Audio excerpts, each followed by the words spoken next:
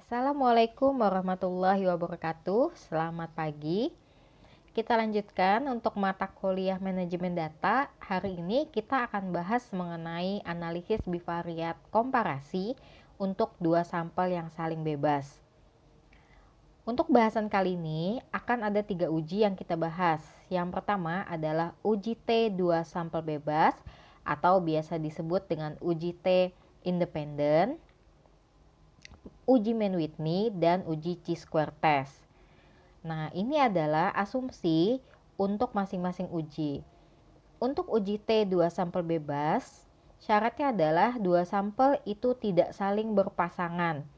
Jadi sampelnya saling independen atau bebas. Skala data yang digunakan adalah interval atau rasio. Kemudian datanya harus berdistribusi normal dan memenuhi asumsi homogenitas. Sedangkan untuk Mann-Whitney, ini adalah uji non-parametrik ketika prasyarat analisis yang ada di uji T2 sampel bebas itu tidak terpenuhi, misalnya datanya tidak berdistribusi normal, maka kita gunakan alternatif uji di non-parametrik, yaitu uji Mann-Whitney. Karena dia non-parametrik, maka dia memiliki syarat yang sama dengan uji T2 sampel bebas, kecuali untuk urusan data yang berdistribusi normal. Jadi asumsinya adalah dua sampel tidak berpasangan dan skala datanya interval atau rasio. Sedangkan yang ketiga adalah uji chi-square test, di mana chi-square test ini digunakan untuk menguji komparasi dua sampel yang tidak berpasangan dengan skala data nominal dan ordinal. Yang pertama kita bahas mengenai uji T2 sampel bebas. Jadi uji T2 sampel bebas itu adalah analisis statistik yang bertujuan untuk membandingkan dua sampel yang tidak saling berpasangan. Berikut adalah contoh kasus di mana sebuah penelitian itu bertujuan mengetahui perbedaan rata-rata belajar siswa pada kelompok A dan kelompok B. Di mana kelompok A itu menggunakan metode belajar sinkronus atau video conference, sedangkan kelompok B itu menggunakan metode belajar asinkronus, yaitu dengan video pembelajaran.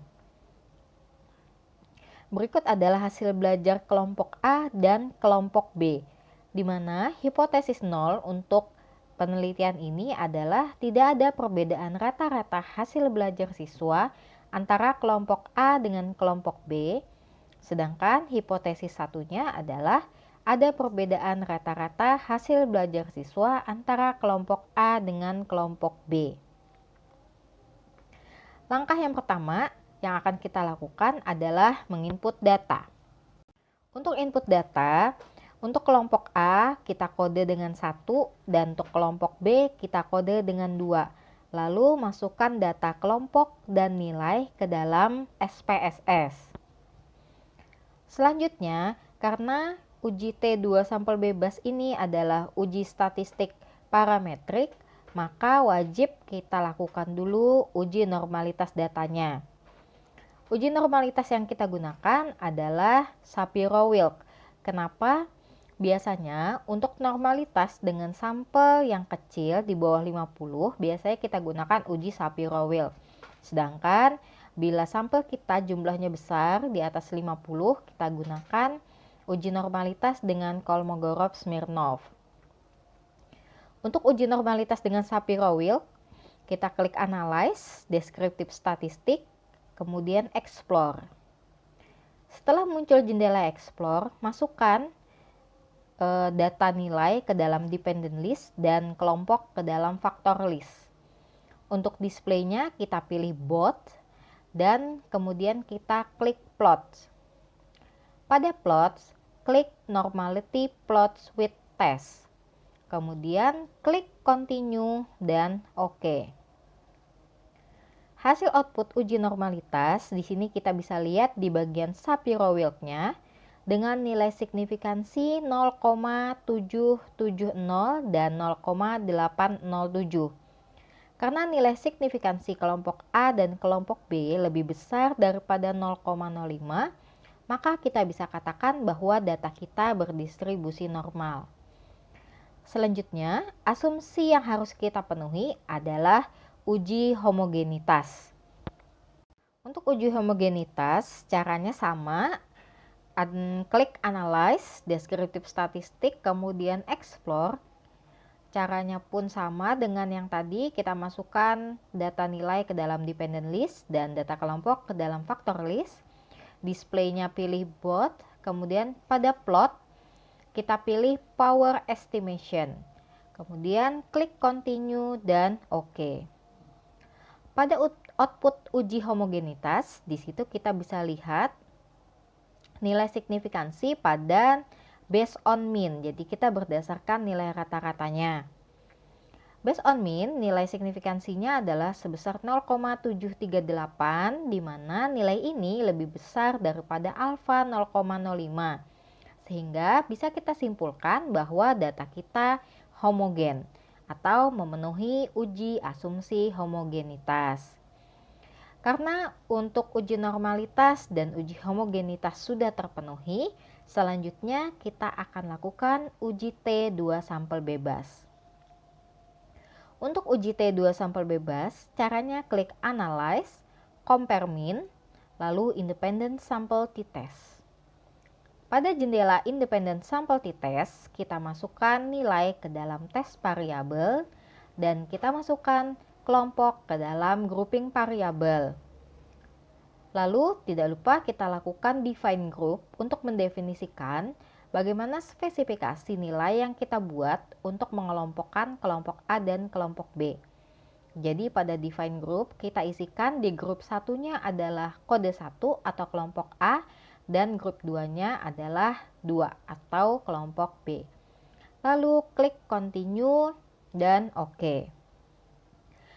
Pada jendela output akan muncul output yang pertama adalah tabel grup statistik, di mana di sini kita bisa lihat berapa jumlah masing-masing kelompok, nilai rata-rata, nilai standar deviasi, dan nilai standar error dari masing-masing kelompok A dan kelompok B. Lalu pada tabel Independent Sample T-Test, yang kita lihat pertama adalah nilai signifikansi Levens test. Di situ kita lihat nilai signifikansinya sebesar 0,738. Nah, karena nilai signifikansi lebih besar daripada nilai alfa, atau kita juga bisa lihat tadi dari uji homogenitas yang sebelumnya sudah kita lakukan bahwa kelompok A dan kelompok B itu varians datanya homogen. Karena varians data kita homogen, maka nilai yang kita lihat adalah nilai di bagian equal variance assume atau asumsi variansnya itu homogen. Kita lihat di bagian T-test for equality of means.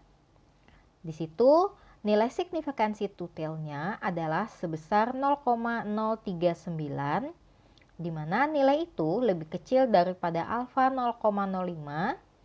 Kalau kita lihat dasar penarikan kesimpulannya, jika nilai signifikan totalnya lebih besar daripada 0,05, maka H0-nya kita terima, dan jika nilai signifikansi totalnya lebih kecil daripada 0,05, maka H0-nya kita tolak.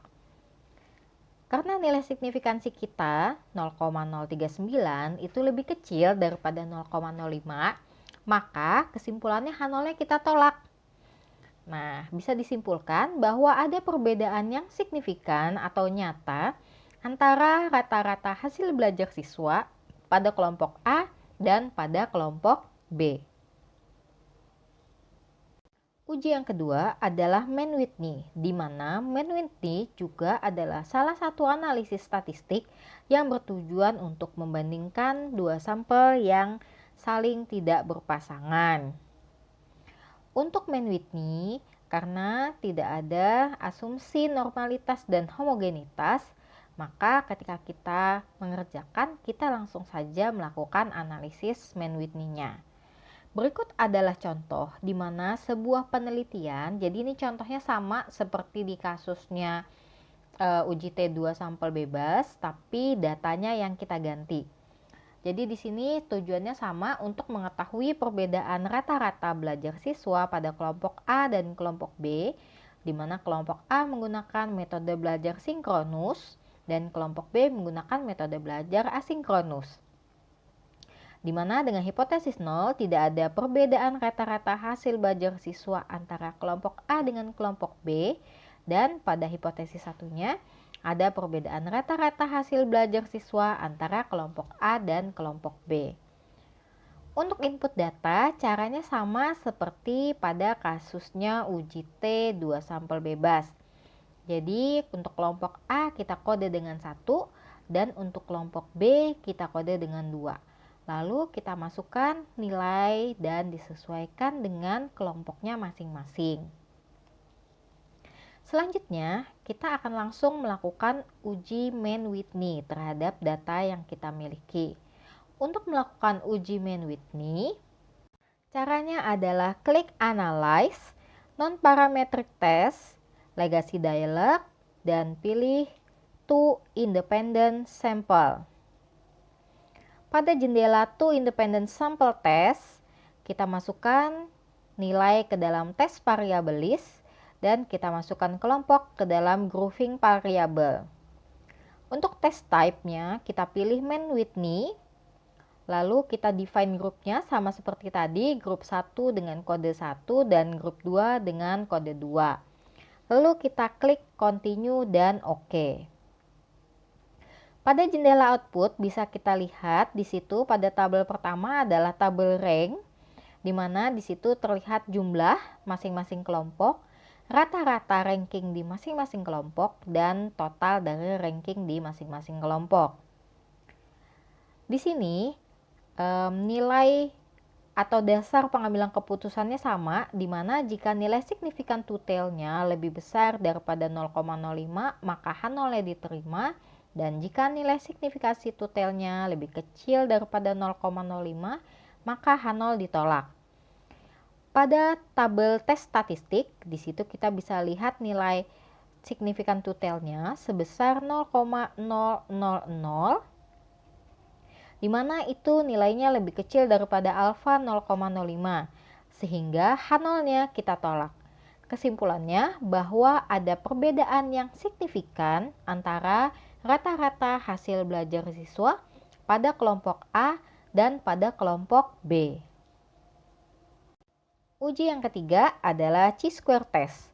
Uji chi-square test itu digunakan kali ini pada tabel 2x2.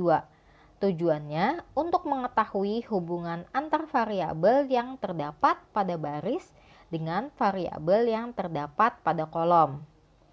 Contoh yang kita gunakan kali ini adalah sebuah penelitian dengan judul hubungan antara sumber air minum dengan kejadian diare pada balita di wilayah kerja Puskesmas Juwiring, Kabupaten Klaten pada tahun 2019.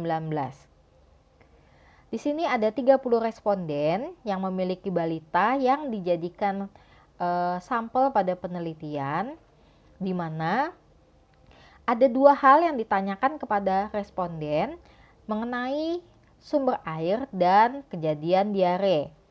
Untuk sumber air minum, kode 1 itu adalah untuk sumber air minum yang terlindungi terdiri dari PDAM dan air mineral, dan kode 2 untuk sumber air minum yang tidak terlindungi, yaitu untuk air sumur, air hujan, dan air sungai. Lalu untuk kejadian diare, kita kode iya dengan kode 2 dan tidak dengan kode 1. Hipotesis 0 pada penelitian ini adalah tidak ada hubungan antara sumber air minum dengan kejadian diare, dan hipotesis satunya ada hubungan antara sumber air minum dengan kejadian diare. Dari data yang kita miliki, lalu kita input data tersebut ke dalam SPSS. Jadi ada variabel air atau sumber air dan kejadian diare. Di sini kita masukkan 30 sampelnya. Lalu untuk value label untuk air itu 1 adalah terlindungi, 2 adalah sumber air yang tidak terlindungi. Lalu untuk value label kejadian diare, 1 itu tidak diare, 2 itu mengalami diare. Selanjutnya kita lakukan analisis chi-square dengan tabel 2x2. Pada chi-square, cara menganalisisnya adalah klik Analyze, Descriptive Statistik, lalu crosstab.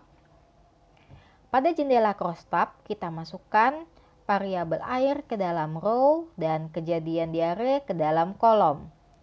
Lalu kita klik statistik. Pada jendela statistik, kita centang chi-square, lalu klik continue dan OK. Pada jendela output bisa kita lihat ada tabel cache processing summary. Di situ kita lihat bahwa tidak ada data yang missing, sehingga bisa kita simpulkan bahwa data kita semua terisi dengan sempurna. Lalu bagaimana dengan tabel kedua, yaitu tabel tabulasi silang atau cross tabulation antara air dan kejadian diare. Jadi untuk air terlindungi yang mengalami diare ada 2 orang dan yang tidak diare ada 10 orang. Sedangkan untuk air yang tidak terlindungi yang mengalami diare sebanyak 13 orang dan yang tidak mengalami diare sebanyak 5 orang. Lalu pada tabel ketiga, ini adalah tabel hasil chi-square testnya. Kita lihat dulu bagaimana penarikan kesimpulan untuk chi-square. Penarikan kesimpulan sama seperti uji-uji sebelumnya, di mana jika nilai signifikansi two-tailnya lebih besar daripada 0,05, maka H0 diterima, dan jika nilai signifikansi two-tailnya lebih kecil daripada 0,05, maka H0-nya ditolak. Nilai signifikansinya di sini bisa kita lihat dari kolom Pearson chi-square sebesar 0,003, di mana nilainya lebih kecil daripada alfa 0,05, sehingga H0-nya ditolak. Kesimpulannya bahwa ada hubungan antara sumber air minum dengan kejadian diare pada balita di wilayah kerja Puskesmas Juwiring, Kabupaten Klaten tahun 2019. Bisa kita perhatikan bahwa di bagian bawah tabel output chi-square terdapat keterangan yang saya beri kotak berwarna biru, di mana bermakna asumsi penggunaan chi-square dalam penelitian ini sudah memenuhi syarat.